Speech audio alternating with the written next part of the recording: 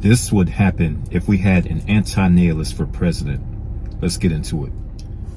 Now, first of all, I want to say whoever runs for president as an anti-nihilist, they would have to keep that on the hush. They can't announce that he or she is an anti-nihilist. More than likely, this person will have to run for president, and then if they do get in office, they would have to reveal the fact that he or she is an anti-nihilist. Because if they announce that while they're running, more than likely, people aren't going to like that. Let's just put it like that.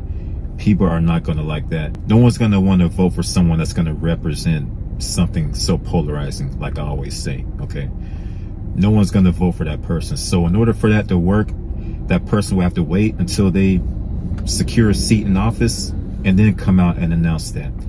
But once that person do come out and announce that, let's say if this person ran for president, okay, they got elected, and then they decided to reveal that, let's say he's an anti-nihilist, it's going to become more mainstream because everyone's going to be talking about it, okay? First of all, they're going to interview him, ask him why is he an anti-nihilist, and then you're going to hear everyone, you're going to hear the whole country talking about anti-nihilism, okay? Once someone like that in a big position admits that he's an anti-nihilist, it's going to be everywhere. It's pretty much going to become mainstream.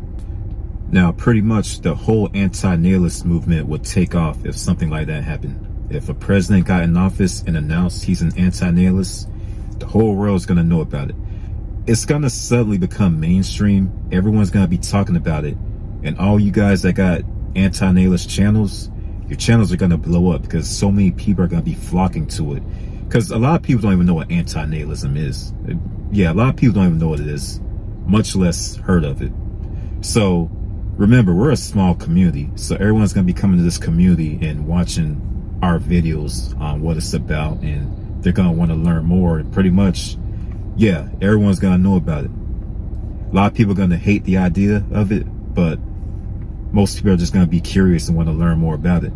And as far as that president, he's going to be a very controversial one because, like I said, anything they do, people talk about. So that's going to be huge, like him against having children and all that stuff. And like I said, if you have a YouTube channel about anti-nihilism, you're going to blow up just because of that. So many people are going to be flocking to this platform trying to learn about it. So first and foremost, that would happen if there was an anti-nihilist president. It would be a lot more traffic coming to this community, and all traffic's not good traffic. A lot of that traffic is they're gonna call you guys names like they do now. They're gonna ridicule you. They're gonna say all kind of ridiculous things. So that's one thing that would happen.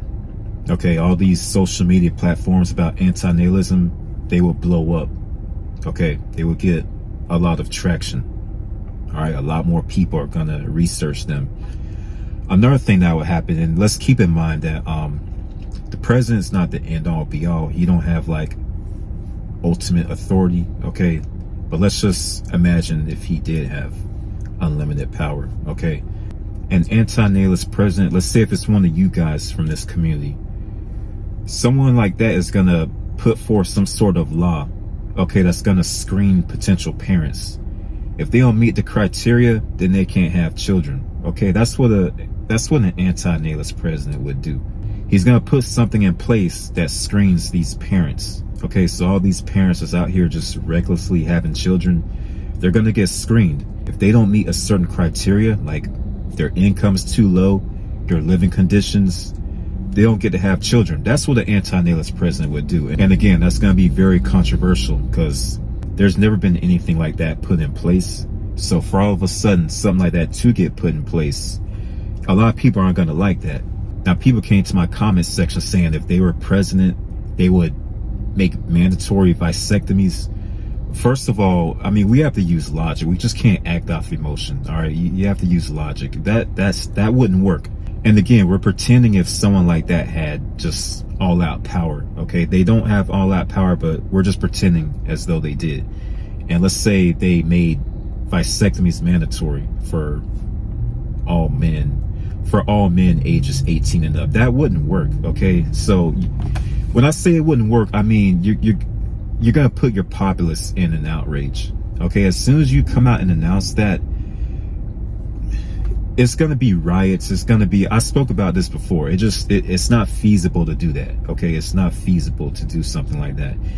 Anyone that think that would work is a retard. I'm just going to say it straight up. Anyone that would even consider doing that is a fucking retard. Okay. And who knows what would happen to you being in that position and trying to do something like that. Most of the population is not going to be for that. Okay. I say 75%, maybe more than that. They're not going to be with that. Yeah, there's going to be people that want to do it. Okay, they're going to get it done, but that can't be said for most of the population. So I had people saying that they would implement such a law if they were president, but to those people that said that, that's a horrible idea. That would not work. Now, talking about a mandatory vasectomy, that's ridiculous. Something that would be more feasible would be something like a one-child policy, similar to what China did. Okay, China did a one-child policy law from 1979 to 2015. Okay, because the government realized that their population was just getting out of hand. It was getting out of hand, so they implemented this law. And yes, the law was very controversial. A lot of people didn't like it, but they had to abide by it. Because if the government caught families having more than one child, they would be subject to fines and penalties, and they could even lose their job. Things like that would happen. It would be some sort of repercussion. So they were only limited to having one child, and that pretty much curbed the growing population. So that's what they had to do. Something like that would be more feasible. Again, most people would not like it, but it'd be more feasible than saying, hey, if you're over 18, you got to get a vasectomy. Because remember, a lot of people want to have children. So if you tell people you're taking away their ability to have kids, that just wouldn't work. Okay, and like I said, someone who think that would work is a fucking idiot. It wouldn't work. So if you're president, okay, if you're an anti-natalist president and you want to like reduce, well, I don't want to say reduce the population, but pretty much if you want to like impose your anti-natalist philosophies on others, that would be the best way to go about doing it. You see what I mean? Something like that, rather than just coming out saying all people need mandatory vasectomies. Because that wouldn't work. I'm telling you right now, it wouldn't. But yeah, it would be like Sri Lanka all over again. Like people would just get out there angry and start destroying things and burning things down. That's what would happen. It wouldn't fly. Because here is all about freedom, and at that point, people will feel as though you're taking their freedom away, and they would not cooperate. It wouldn't work. Honestly, if someone was in office as an anti-natalist, it wouldn't be that much they could do as far as anti-natalism type things. It wouldn't be that much they could do. Pretty much that person's gig would just be, he's an anti-natalist. That's it. That's all that person would be known for, is the fact that they're an anti-natalist. But as far as like imposing these things on the populace, it really wouldn't be that much that person could do. It really wouldn't. I mean, like I said, maybe the screening of parents, seeing if they're fit to have children, something like that they would probably do, but that would probably be about it. Let's think about it. What could that person do? You see? They're not just gonna get up there and say, hey, you can have no kids at all. You gotta get your tubes tied or get a mandatory vasectomy. It wouldn't work. So really that person really couldn't do much and even if that person was an anti-natalist, that's what I'm trying to say. Being in that position, there really isn't much they could do. It really isn't. Now, if this person had unlimited power, they could impose all these things on people. They could tell people no children. If this person was like a dictator, let's say if this person was like a dictator with just unlimited power, could do anything, yeah, then you could tell people no kids at all. All right, you could do that, but it doesn't work that way. It's only so much that person would be able to do if that person was in office. So he would be known as being an anti-natalist president, and that's about it. Other than that, ain't much they could do. And another thing to think about, okay, you're an anti-natalist, who's your vice president gonna be? That person gonna be an anti-natalist as well? More than likely not. Remember, the anti-natalist community make up less than 1% of the population. So if you're up there in that position, you try to pass a law. Remember, you got a bunch of natalists up there with you. You try to pass a law, they're going to shoot it down if they don't like it. And again, that's saying if this guy don't have unlimited power. Okay, just being realistic. Okay, if he's not a dictator, nothing like that, he don't have unlimited power, they're gonna shoot it down. Like I said, if you're a dictator, you got unlimited power, then yeah, you could do stuff like that. But the real world doesn't work that way, not anymore.